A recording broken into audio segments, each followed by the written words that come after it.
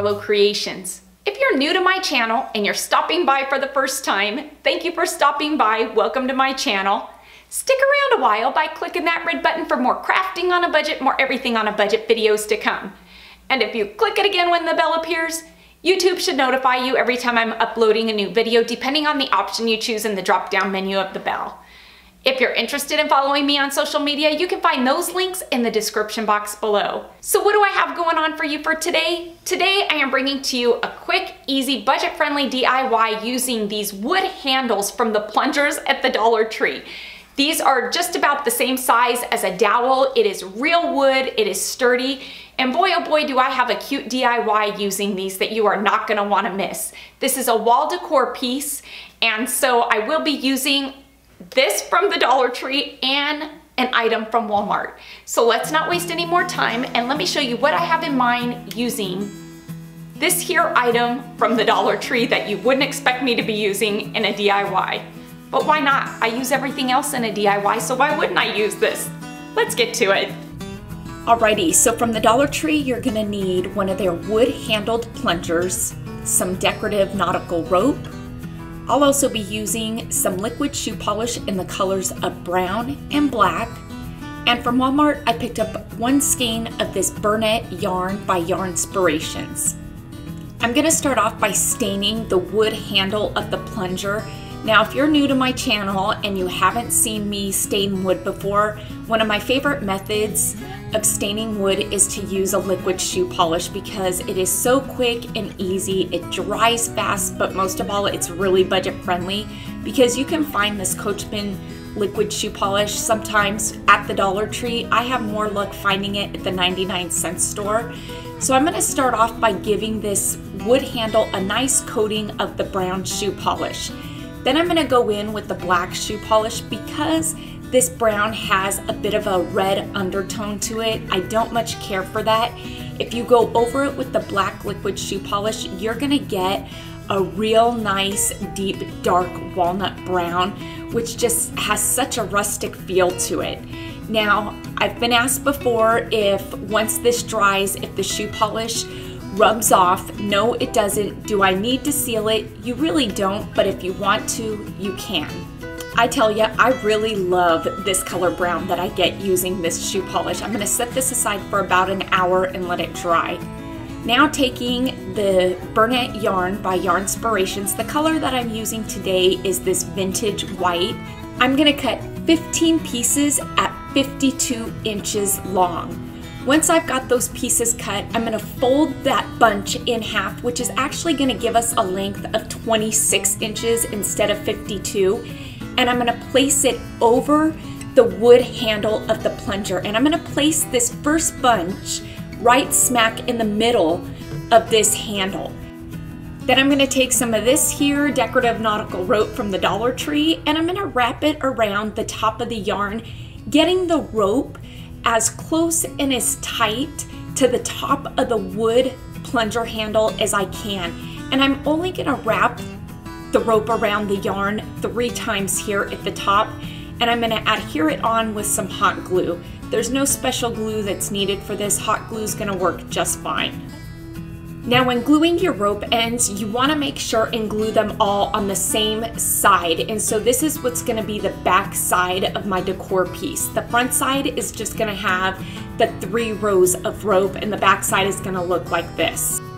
Now I'm gonna cut 2 bunches of 15 at 39 inches long. Then I'm gonna take 1 bunch of the 15 that we just cut, and again, I'm gonna place it over the wood handle, and using the rope, I'm gonna tie it there at the top. And so you can see here that we had cut 30 pieces of yarn at 39 inches. 15 of the pieces are gonna go on one side of that center bunch of yarn that we placed initially, and the other set of 15 is gonna go on the other side. And so this here is what you should be left with, and I really hope I'm not making this too confusing. It really is easy to do, and the outcome is going to be so stinking amazing, you're gonna love it. The next 2 cuts are gonna be 2 bunches of 15 at 34 inches long. And again, we're just gonna repeat the process that we just did with the last 2 bunches of yarn. placing the first bunch of 15 on one side and the second bunch on the other side. And so you can see that this is gradually going from the center bunch of yarn being the longest, and as we work our way out, it's going shorter and shorter. For our last and final cuts, we are going to be doing 2 bunches of 15 at 29 inches long. And again, these are going to be put on this wood rod the same way, only these 29-inch pieces are going to go on each end. Once you've got all your bunches tied on, this is what you should be left with. I feel like this has that 70s feel to it, and I've always really liked these yarn hangings, but I wanted to put my own rustic farmhouse twist on it, and I feel like I did that using the wood rod and staining it and adding the rope to the top of each of the bunches. Now, if you want to be done with this, you can be, if you like that shaggy look that each of the bunches has. I personally want to clean up each of the bunches, give it more of a defined size difference, and really just have those straighter lines. And so I personally am going to clean up each of them by just straightening them out and doing each of the sides the same as the opposite side, if that makes any sense.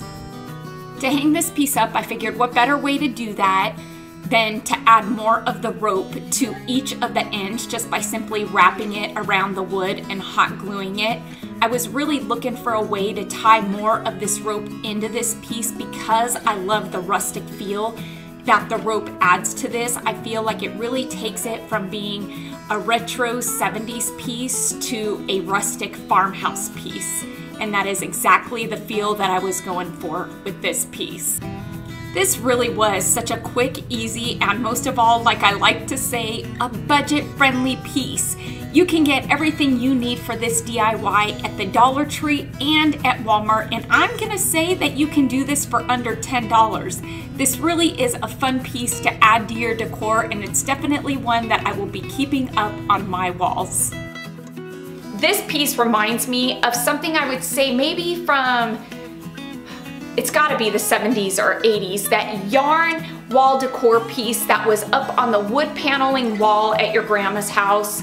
And you know, I just loved them then, I love them now, and I thought, you know what, I'm gonna make one and I'm gonna put my own rustic farmhouse touch on this and bring it back in style.